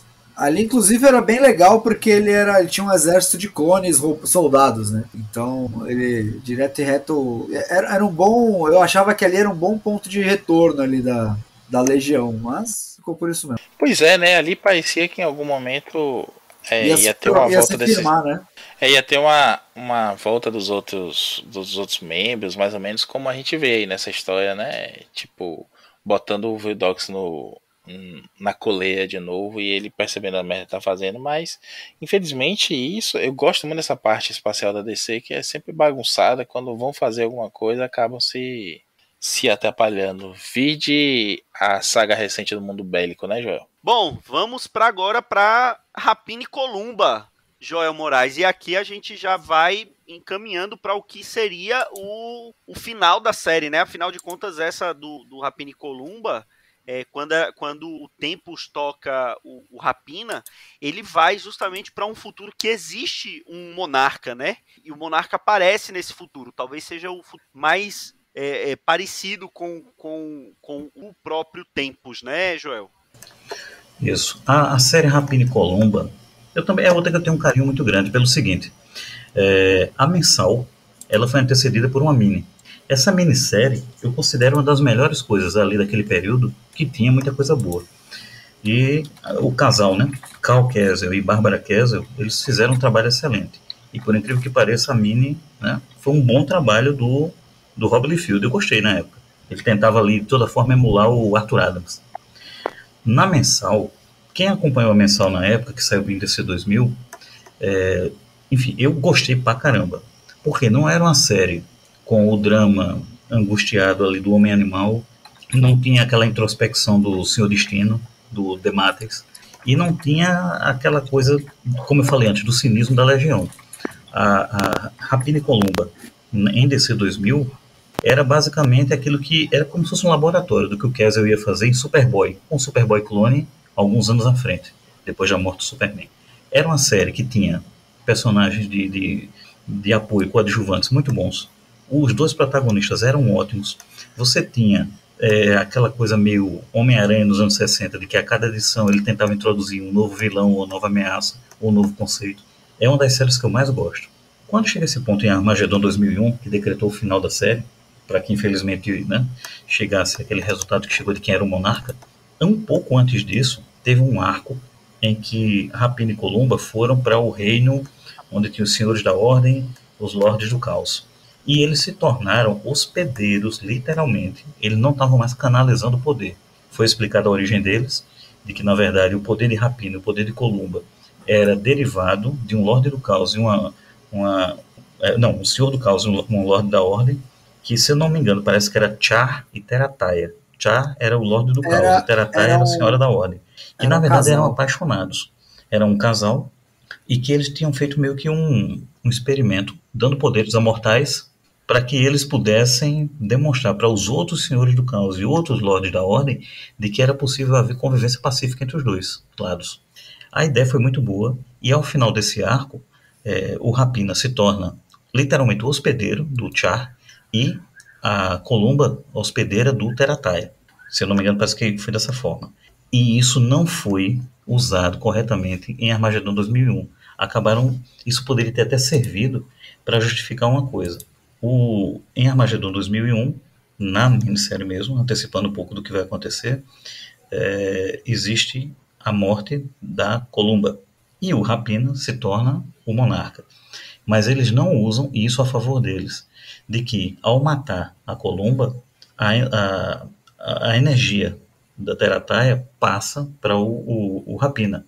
Então, ele se torna com isso, ele está sobrecarregado. Ele está sem o equilíbrio que era dado pela a divisão dos dois seres místicos, né, as duas entidades. Isso não foi explorado corretamente. Era simplesmente ele ficava surtado por causa da morte da Columba, nas mãos dele mesmo no futuro, e aí é que ele se tornava... Não tem muita lógica nisso. Eles ignoraram um pouco, em Armageddon 2001, a minissérie, o que vinha rolando na mensal, e que poderia até explicar um pouquinho melhor. Mas, enfim, a série mensal é uma das que eu mais gosto desse período. E é justamente depois que acontece esse encontro com eles, que quando o Tempus toca a Columba toca ele de volta, e aí os poderes do Tempus ficam meio zoados, né? Ele começa a não controlar bem os poderes, e aí isso acaba desembocando no anual da Liga da Justiça Europa, né? Que aí já é o último antes da história principal. Aí tem aqui ainda um quê de humor também, mas aí uma coisa mais contida, né? Uma coisa, um humor meio esquisito, né, Maurício? E esquisito, mas divertido, assim, no sentido de não é escrachado. Tem uma situação ali parecida com o que a gente viu da outra liga, né? Todo mundo ali numa sala e tudo mais, o Tempus vai chegando e vai... Mas aqui é diferente daqui, é que aqui o Superman leva o Tempus pra lá, isso, né? Porque ele não faz escondido, né?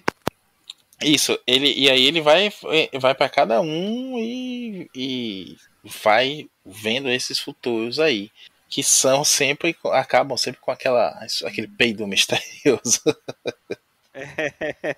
Com aquele pop, né? E aparece aí, ele toca lá a poderosa vira sidekick do General Glória. Com o cabelinho do Guy Gardner também. Acho que é uma piada interna lá da redação da DC na época, esse cabelinho aí.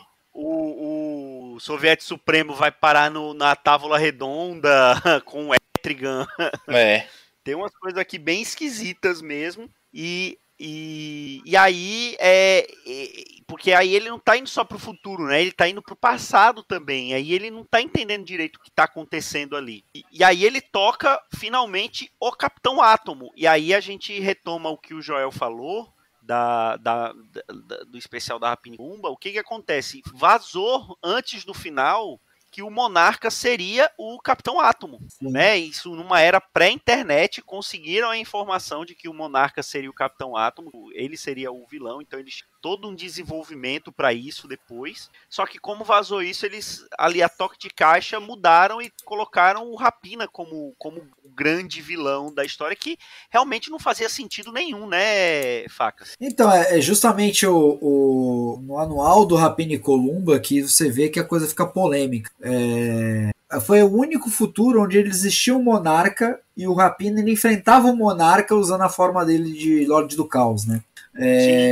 Não tinha exatamente ali, né, dentro da própria anual, quando ele interage com a Columba, ela é uma senhora da ordem, né? E ele, por estar tentando mudar o futuro, ele era um agente do caos. Então era justamente por isso que ele, ao acessá-la, as coisas ficaram estranhas, né? Isso se refletiu quando ele vai ver a Liga.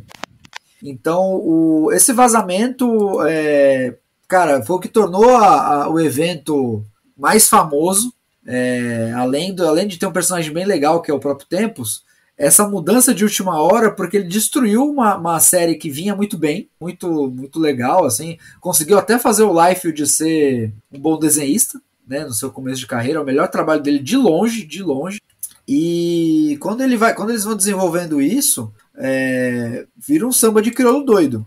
Apesar de que, considerando que foi feito a toque de caixa, não é necessariamente tão ruim, né? É bem interessante. Eu acho a página, a sequência onde o Monarca ele rapta o Rapina e Columba, bem legal, né? Porque ele consegue interagir com o passado, graças aí a interação com o Capitão Marvel, com o Capitão Átomo.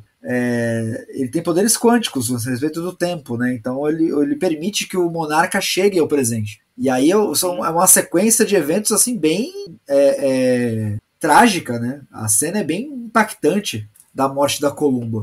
É verdade. Né? É verdade. Essa cena da morte da Columba é bem impactante, mas é aí que tá. Aí ele mata, ele vê o Monarca matando a Columba, aí ele fica louco, né? Porque um acabava equilibrando o outro. Sim. Aí ele desce o cacete no Monarca. E aí ele vê que o Monarca é ele. Aí ele vai e resolve, não, eu vou ser o Monarca pra evitar que isso aconteça. Porra. Sim. Essa emenda ficou esquisita, né? Não, essa emenda sem dúvida ficou esquisita, né? Porque foi justamente um repeteco do que a gente acaba de ver na mesma edição com o Capitão Átomo. Que aí é isso que eu tô falando. Poderia ter sido. Ele começa a ficar furioso no futuro dele por conta da morte dos parentes, né? E meio que tipo repete com outro personagem, quer dizer, tipo, eu acho que esse era o grande final, né, dele ficar maluco, virar o Monarca mesmo e mudar tudo. Joel vai falar? E se eles tivessem usado, como eu tinha falado antes, tivessem usado uma coisa que já estava na mensal, de que o Rapina, o Hank, ele estava com isso, ele estava com o Lorde do Caos dentro dele, aí seria mais um acréscimo. Ele tá despirocando aí, tá enlouquecendo, porque sem a Columba, o Lorde do Caos tomou conta dele. Ele tá totalmente motivado pelo caos agora. Mas nem tocaram nisso. Não tocaram de forma explícita, né? Mas isso acaba sendo implícito. Não sei se isso é uma coisa que a gente entende, se foi intenção dos escritores na época ou não.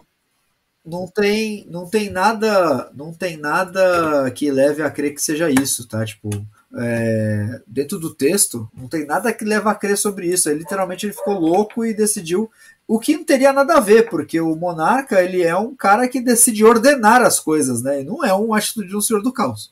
Não, e sem falar que beleza que teve 20 anos de diferença aí e tudo mais, mas mesmo em 2001, o Hank, né, que é o Rapina, nunca foi esse cara inteligente que vai conseguir fazer aquela bomba, fazer essa armadura e tudo mais, e dominar desse jeito o mundo, né? Precisa aí um extreme makeover do personagem, descaracterizar ele completamente para ele encaixar nessa ideia aí. Eu acho que como é o Capitão Atom, e vamos lá, né, gente? Eu não sei nem se o que vazou foi a última edição mesmo, mas só de você ver o final dessa edição aí de Liga Europa, que acaba justamente quando o Tempus toca no Capitão Átomo, já dava uma dica gigante de que seria ele. A gente pode não ter percebido isso na época, até porque a gente leu no encadernadinho da Abril, né? Mas ficou bem óbvio, e se isso vazou lá em algum momento, bem antes de Bleeding Cool, Newsarama e todos os outros sites especializados que já existiam aí, né? Eu acho que foi um vacilo editorial aí. Tem algumas coisas, a mini no geral é bem coordenada. Tem coisas que vão aparecendo aos poucos, como essa percepção do tempo, né, de que ele pode mudar, os personagens que começam a perceber ele e tudo mais. Mas tem outras tantas coisas que são meio mal coordenadas, que vão e vêm assim e não fazem muito sentido. E eu acho que foi um grande vacilo esse desse cliffhanger aí do Capitão Átomo, que levantou ele de quem teve um acesso prévio lá ao material. Eu gosto das adaptações aí que foram feitas, mas concordo que no final, assim, nada se sustenta muito, não. A arte do Jürgen está boa, até nessas páginas que são corridas, acho que até as primeiras 15, 16 páginas ele não deve ter precisado mexer, né? Que é a história do Capitão Átomo e tudo mais, aí só a partir dali do meio em diante que ele teve que redesenhar e foi reescrita, óbvio. Mas mesmo assim ele consegue manter a qualidade ali do gibi. Tem essa cena da morte da Columba, realmente é tensa, é bem bacana. E não sei, acaba com uma notinha abaixo aí a saga, mas também dá um destino legal ele pro Capitão Átomo, né, que volta pro passado, vai reaparecer lá na frente de novo, e tem alguns desenvolvimentos bacanas que advém daí. Agora eu não lembrava do Mon-El aí, Valor, nessa época aparecendo na continuidade normal da DC. Não lembrava mesmo, até me surpreendi de vê-lo nessa edição. Pois é, aí tivemos lá a luta final do Capitão Átomo com o Monarca já, o Hank Hall, né? E aí eles são, nas últimas coisas, eles são lançados do tempo, né? E aí desemboca em Alien Agenda, né? Que é ruim, não é ruim não, é ruim, mas não é pouco ruim não, mas é muito força, ruim. É de com força. É de com força, é verdade. Fale aí de Alien Agenda, Facas. Cara, tudo que você precisa saber, na verdade, é o final. Como a gente falou, né, teve essa mudança de última hora, o confronto final ficou entre o Capitão Átomo e o Monarca, né? E isso os levaram a viajar no tempo. Afinal de contas, o poder do Capitão Átomo interage com o tempo, a própria origem dele mostra isso. E eles vão parar no período Jurássico, lá no passado remoto da Terra. E narra a interação deles com alienígenas, né? No decorrer do tempo, e eles vão saltando no tempo, e aí que eu falo que é a primeira vez que aparece a carne de vaca do Capitão Átomo, porque desde então, toda vez que ele absorve uma grande quantidade de energia, ele viaja no tempo. É verdade, é verdade. Foi a primeira vez que apareceu isso, né? Lógico, pós-origem dele, né? De que ele fica viajando no tempo. É o jeito mais fácil você tirar o Capitão Átomo de qualquer história. Tipo, ele joga muito de energia no cara, o cara absorve tanto e viaja no tempo. Ele foi parar até no universo Wildstorm já, por conta disso. Então, é um dos clichês do personagem.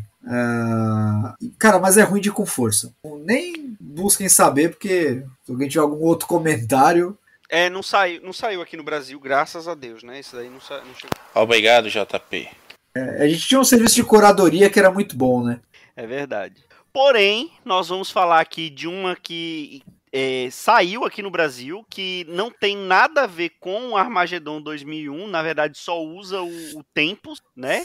Que é Armagedon Inferno, que além de ser uma historinha super bacana, super divertida, que saiu aqui em Super Powers, ainda é importante para o universo DC dessa época, porque ele reintroduz a Sociedade da Justiça na regularidade da DC, né, Maurício Dantas? Cara, eu vou contar primeiro a história de como eu li esse gibi. Eu comprei porque eu estava por algum motivo enchendo o saco de minha mãe no supermercado. E aí ela me deu um dinheiro para ir na banca. Aqueles hipermercados, né? Tinha banca dentro. Hoje em dia acho que nem existe mais isso. Ela me deu dinheiro, foi pra banca e o único gibi que me interessou, assim, por algum motivo, foi por causa do logo na capa. Em Recife. Foi esse, aí eu comprei. E achei muito bacana. Não gostei da arte na época, como eu já comentei aqui nesse episódio. Mas a história me pegou. Eu não conhecia nada de Sociedade da Justiça ainda. Lembro de começar a folhear, lê-la no mercado ainda. Ter que parar para ajudar minha mãe a guardar as compras quando eu cheguei em casa. E depois, assim que pude, larguei tudo para sentar lá, comer meu biscoitinho, coquinho da Bahia e ler o meu gibi. E achei massa, assim, a ideia da Sociedade da Justiça e tudo mais. Foi, acho que a minha primeira reintrodução da Sociedade da Justiça na continuidade da DC. Depois disso, a gente teve várias reintroduções da SJA, né? Vai e vem. Quase teve uma há pouco tempo. Teve uma outra agora, de novo, em Dark Crisis, né? Que temos comentado aí na nossa série de programas. Já falamos disso, Marcos? Não, né? Que momento cronológico eu estou falando? Não fala, a gente falou das últimas edições de Dark Crisis, a gente ainda não falou. Enfim, e aqui a gente vai ver realmente isso, né? Aquele gancho lá de que a sociedade tá revivendo o Ragnarok, já é uma farofa da porra, né? O Ragnarok no inferno tá acontecendo repetidamente e a Sociedade da Justiça América tá no meio lá também, eternamente jovem e morrendo e ressuscitando sempre nas batalhas.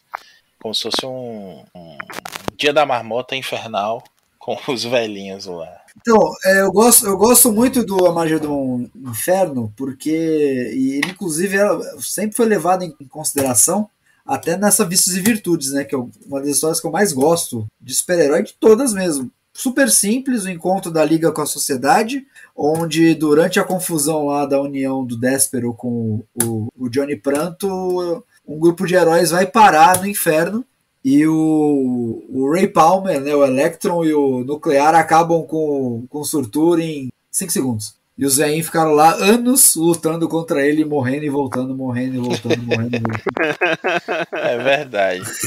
Agora, assim, a gente pode falar que todos esses conceitos e todos esses personagens, eles acabam sendo revisitados uma hora ou outra, né? Porque esse monarca, Hank Hall, ele se torna o extemporâneo em 0 hora, né? E aí ele absorve o poder do Tempus, né? Então ele fica com aquele outro uniforme, aquele uniforme vermelho e preto bem bacana, mas aí ele fica com a aparência do Tempus, e o próprio monarca original, ele reaparece naquela contagem regressiva, né, que é aquela série semanal que substituiu o 52, né, que é uma bosta a série, né.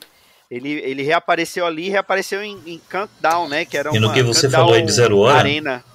No que você falou de 0 hora, Marquito, vale a pena lembrar de uma boa sacada. Foi uma boa sacada. Eles utilizaram em 0 hora a figura dele como extemporâneo para explicar a tropa titã, todo aquele futuro, e dar um fechamento. Foi fechado, teve uma conclusão, toda aquela linha temporal alternativa.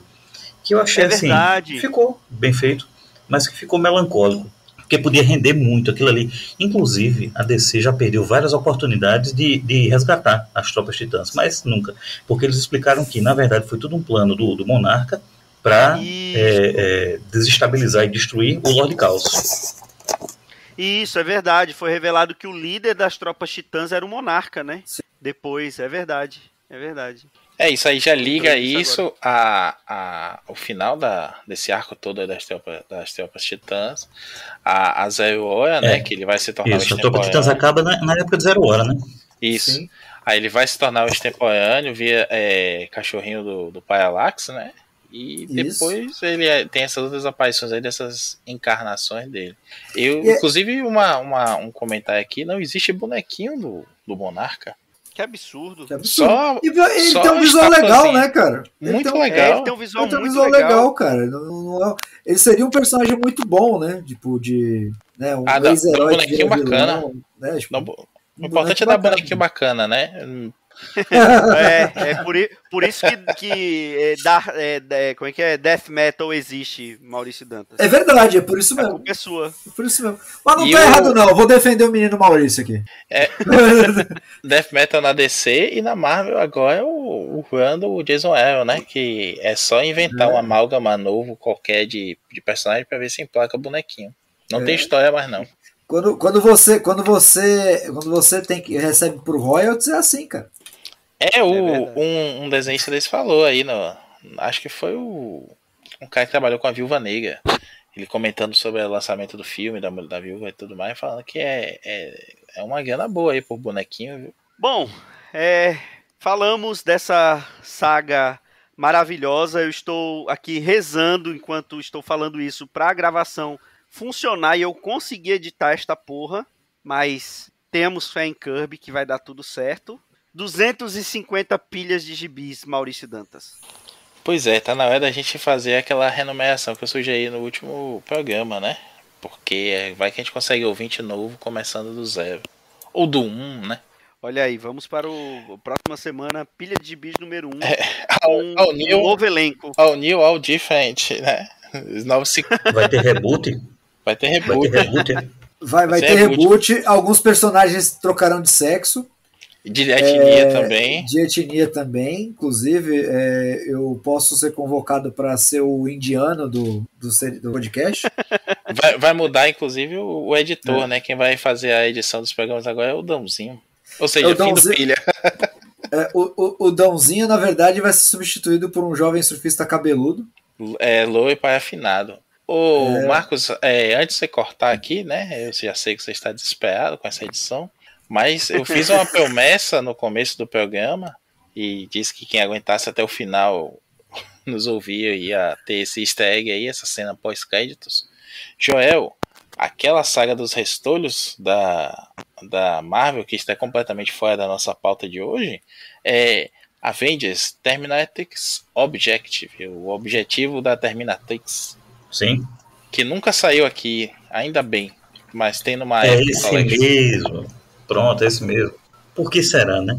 Obrigado, JP, mais uma vez.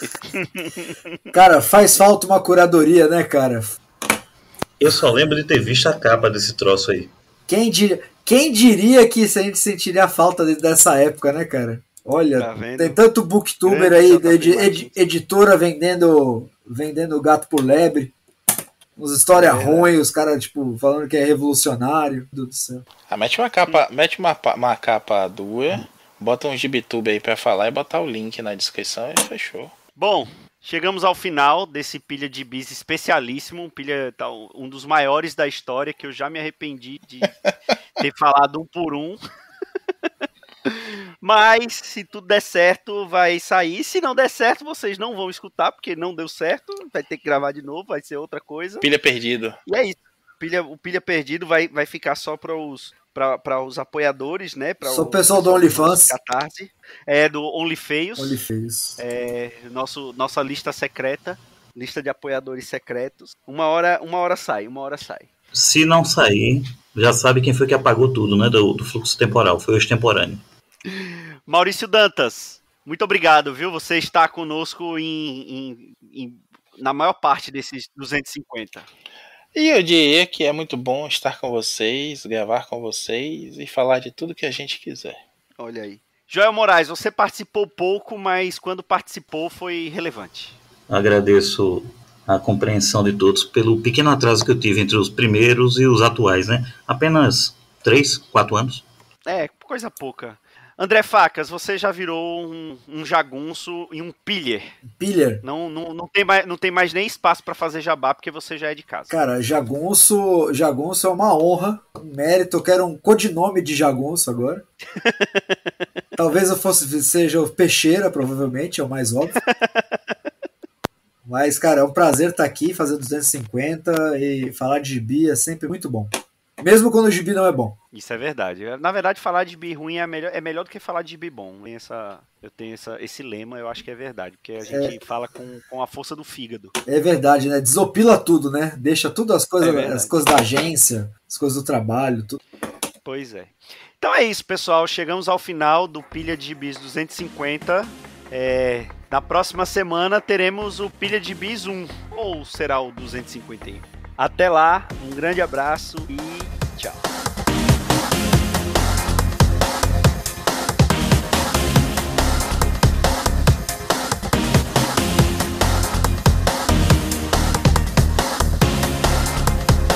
Esse foi o Pilha de Gibis, mais um podcast com o selo dos cabras de qualidade do Arte Final. Gostou do que ouviu aqui? Compartilhe e acesse o site, tem muito mais conteúdo de qualidade esperando por você. Vai comprar seus gibis na Amazon?